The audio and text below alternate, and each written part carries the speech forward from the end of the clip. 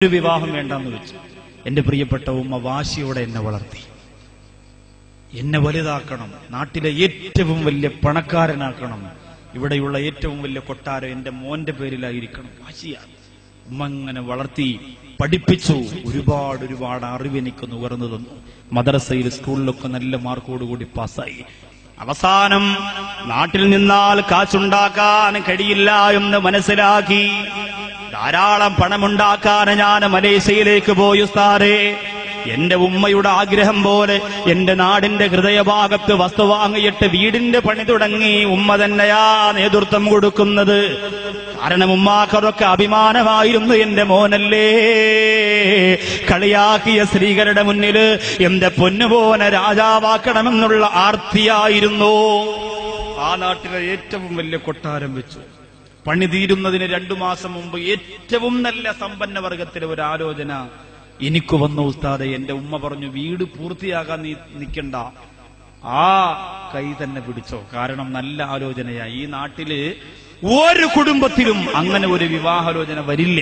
അത്രത്തോളം ഞാൻ വളർന്നു, എന്റെ മകൻ വളർന്നു. വലിയ കുടുംബത്തിൽപ്പെട്ട മോളെ വിവാഹം കഴിപ്പിച്ചു മോനെ കൊണ്ട്.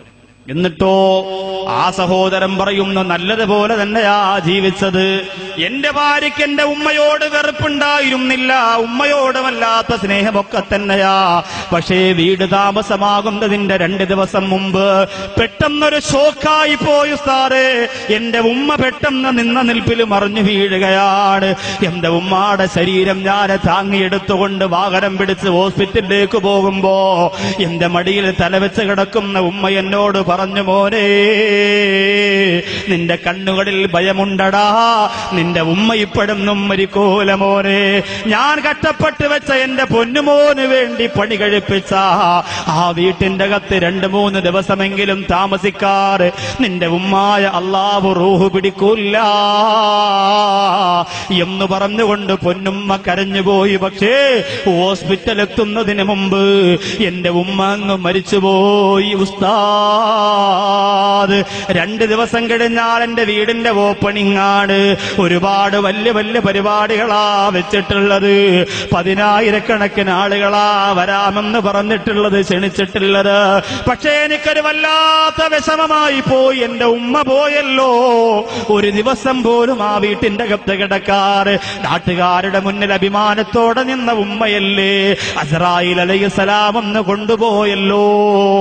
സങ്കടമുണ്ട്. പക്ഷേ എന്റെ മഹലിൽ ജോലി ചെയ്യുന്ന സിദ്ദീഖ് ബാഖവി എന്ന ഉസ്താദിന്റെ കൂടെ പഠിച്ച ഒരു പ്രിയപ്പെട്ട പണ്ഡിതനായിരുന്നു. ആ ഉസ്താദ് എന്നെ ഫോൺ വിളിച്ചു പറഞ്ഞു, എടാ,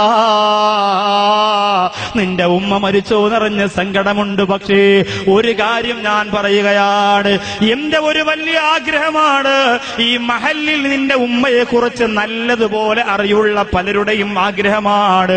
മോനെ, നിന്റെ ഉമ്മാടെ മയ്യിത്ത വീട്ടിന്റെ അകത്ത് വെക്കുക, ഹാളിൽ വെച്ചിട്ട് ജനങ്ങൾ അതിന്റെ അകത്തോടെ ഇങ്ങനെ കാണിച്ചു കൊണ്ടുവരിക. ഉമ്മാടെ ഒരാഗ്രഹമായിരുന്നില്ലേ, മരിച്ചതിന് ശേഷം 1 മണിക്കൂറാണെങ്കിൽ അത്രയെങ്കിലും അതിന്റെ അകത്തൊന്ന് കിടക്കട്ടെ. സുബ്ഹാനല്ലാഹ്. ആ സഹോദരൻ പറയുന്നു, ഞാൻ സമ്മതിച്ചു ഉസ്താദേ, ഞാൻ സമ്മതിച്ചു. എല്ലാവർക്കും സന്തോഷമായി, ഉസ്താദിന് വലിയ റാഹത്തായി.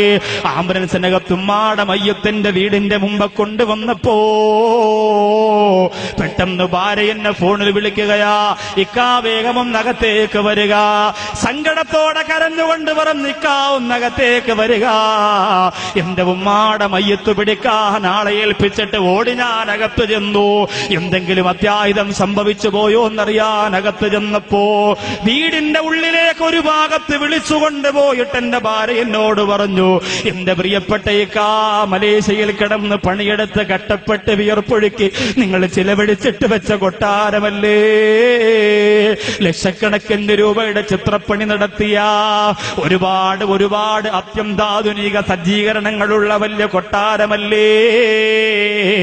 ജനങ്ങളങ്ങനെ പലതും പറയുമിക്ക, അവരാരുമല്ല ഈ വീട്ടിന്റെ അകത്ത് താമസിക്കുന്നത്, ഞാനും നിങ്ങളും പിന്നെ നമ്മുടെ മക്കളുമാണ്. അതുകൊണ്ടിക്കാ കാല് പിടിച്ചു പറയുകയാണ്, അത്രത്തോളം വിലപിടിപ്പുള്ള വീട്ടിന്റെ അകത്ത് ആദ്യമായിട്ട് നിങ്ങളൊരു മയ്യത്ത് കൊണ്ട് വെക്കല്ലേ ഇക്ക. അങ്ങനെ ഒരു മയ്യത്ത് കൊണ്ട് വെച്ചാൽ ആ വീട്ടിന്റെ അകത്ത് ഐശ്വര്യക്കേടാണ്, അവിടെ ഒരു ബറക്കത്തുണ്ടാവൂലെന്ന് എന്റെ ഭാര്യ പറഞ്ഞപ്പോൾ ഞാനെല്ലാം മറന്നു ഉസ്താദേ. എന്റെ ഉമ്മയുടെ സ്നേഹം പോലും ഒരു സെക്കൻഡ് ഞാനങ്ങ് മറന്നുപോയി. എന്റെ ഉമ്മാടെ മനസ്സിന്റെ ആഗ്രഹം പോലും ഞാൻ മറന്നുപോയി. എന്റെ ഉമ്മാടെ മയ്യത്ത് എന്റെ വീട്ടിന്റെ അകത്ത് ഞാൻ കൊണ്ടുപോയില്ല. എനിക്ക് വേണ്ടി ജീവിച്ച, എനിക്ക് വേണ്ടി കഷ്ടപ്പെട്ട, എനിക്ക് വേണ്ടി ജനങ്ങൾക്ക് മുന്നിൽ വെല്ലുവിളി നടത്തിയ എന്റെ ഉമ്മായ ഞാൻ എന്റെ വീടിന്റെ മുറ്റത്താ കിടത്തിയത്. ജനങ്ങളൊക്കെ എന്നെ കുറ്റപ്പെടുത്തി, എങ്കിലും എന്റെ മനസ്സ് വല്ലാതെ സങ്കടപ്പെട്ടില്ല. പക്ഷെ അന്ന് പള്ളിപ്പറമ്പിൽ കൊണ്ടുപോയി ഉമ്മയെ കബറടക്കിയിട്ട് ആ വലിയ കൊട്ടാരത്തിന്റെ മുമ്പ് വന്ന് നിന്നപ്പോ എന്റെ മനസ്സങ്ങ് പൊട്ടിപ്പോയി ഉസ്താദ്. എങ്ങനെയാണ് എനിക്കിത് സംഭവിച്ചത്? എന്റെ ഭാര്യ പറഞ്ഞത് കേട്ട ഒരു വാക്കിന്റെ പേരിലല്ലേ. അതുകൊണ്ട് പറയണം ഉസ്താദേ, നിങ്ങളുടെ മുന്നിലേക്ക് നരകവും കബറും മരണവും കുടുംബജീവിതവും ഒക്കെ കേൾക്കാൻ പഠിച്ചുകൂടുന്ന ചെറുപ്പക്കാരുടെ മുന്നിൽ അവർക്ക് പറഞ്ഞു കൊടുക്കണം ഉസ്താദേ, ഉമ്മയാരെന്ന് പറഞ്ഞു കൊടുക്കുക. നഷ്ടപ്പെട്ടു പോയാൽ ഒരിക്കലും തിരിച്ചു കിട്ടാത്ത ഉമ്മയെ മുത്തം കൊടുക്കുക, പറഞ്ഞു കൊടുക്കണം ഉസ്താദേ.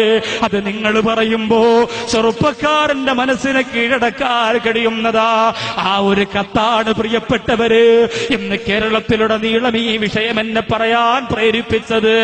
അതുകൊണ്ടല്ലേ അല്ലാഹുവിന്റെ റസൂല് പറഞ്ഞത്, ഇതിന് പകരമുണ്ടോ പെങ്ങളെ? മറ്റൊരു വാക്കു പറയാ, ലോകത്തുമ്മാടെ വിലയെ കുറിച്ച് എത്ര സാഹിത്യകാരന്മാര് പറഞ്ഞാലെന്താ, എത്ര എഴുത്തുകാരന്മാര് പറഞ്ഞാലെന്താ, മുത്തുനബി തങ്ങൾ പറഞ്ഞ ഒരൊറ്റ വാക്കുപോരെ, അൽ ജന്നത്തു തഹ്ത അഖ്ദാമിൽ ഉമ്മഹാത്ത്. മാതാവിന്റെ കാൽച്ചോട്ടിലാണ് സ്വർഗ്ഗം.